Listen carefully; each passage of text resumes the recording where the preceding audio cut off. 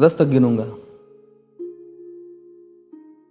राम लिखते ही, पढ़ते ही, सुनते ही, देखते ही या दिखते ही मन में जो पहला विचार आता है उसे बांध कर रखिए। पूछूंगा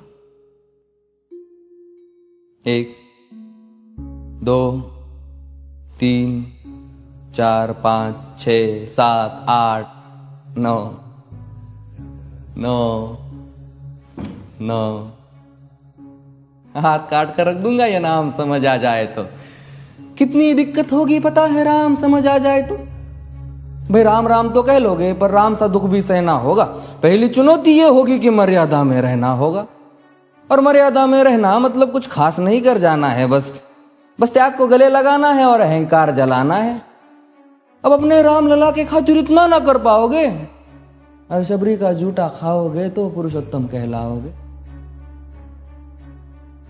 काम क्रोध के भीतर रहकर तुमको शीतल बनना होगा। बुद्ध भी जिसकी इच्छाओं में बैठे वैसा पीपल बनना होगा ये सब कुछ, और वो भी शून्य में रहकर प्यारे। तब ही तुमको पता चलेगा कि कितने अद्भुत राम हमारे। सोच रहे हो कौन हूं मैं? चलो बता ही देता हूं। तुमने ही तो नाम दिया था मैं पागल कहलाता हूं। नया नया हूं यहां पे तो ना पहले किसी को देखा है। वैसे तो हूं त्रेता से, मुझे कृष्ण किसी ने कलयुग भेजा है। भाई बात वहां तक फैल गई है कि यहां कुछ तो मंगल होने को है कि भरत से भारत हुए राज में सुना है राम जी आने को है। बड़े भाग्यशाली हो तुम सब। नहीं, वहां पे सब यही कहते हैं कि हम तो राम राज्य में रहते थे पर इन सब में राम रहते हैं। यानी तुम सब में राम का अंश छुपा है। मतलब वो तुम में आते हैं रहने। सच है या फिर गलत खबर? अगर सच्ची है तो क्या कहने। तो सबको राम पता ही होगा, घर के बड़ों ने बताया होगा। तो बताओ फिर कि क्या है राम। बताओ फिर कि क्या है राम। बताओ। अरे पता है तुमको क्या है राम? या बस हाथ धनुष तरकश में बांध, या वन में जिन्होंने किया गुजारा, या फिर कैसे रावण मारा लक्ष्मण जिनको कहते भैया, जिनकी पत्नी सीता मैया। फिर ये तो हो गई वही कहानी, एक था राजा एक थी रानी। क्या सच में तुमको राम पता है? या वो भी आकर हम बताए? बड़े दिनों से हूं यहां पर, सब कुछ देख रहा हूं कब से। प्रभु से मिलने आया था मैं, उन्हें छोड़कर मिला हूं सबसे। एक बात कहूं अगर बुरा ना मानो, नहीं तुम तुरंत ही क्रोधित हो जाते हो। पूरी बात तो सुनते भी नहीं, सीधे घर पर आ जाते हो। ये तुम लोगों के नाम जपो में पहले सा आराम नहीं। ये तुम लोगों के नाम जपो में पहले सा आराम नहीं। इस जबरदस्ती के जय श्री राम में सब कुछ है, बस राम नहीं।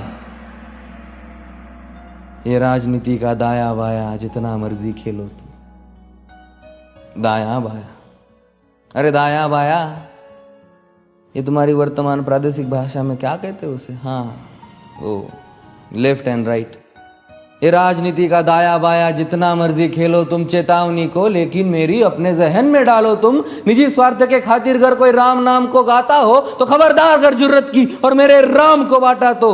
भारत भू का कवि हूं मैं, तभी निडर हो कहता हूं राम है मेरी हर रचना में। मैं बजरंग में रहता हूं, भारत की नींव है कविताएं और सत्य हमारी बातों में। तभी कलम हमारी तीखी और साहित्य हमारे हाथों में।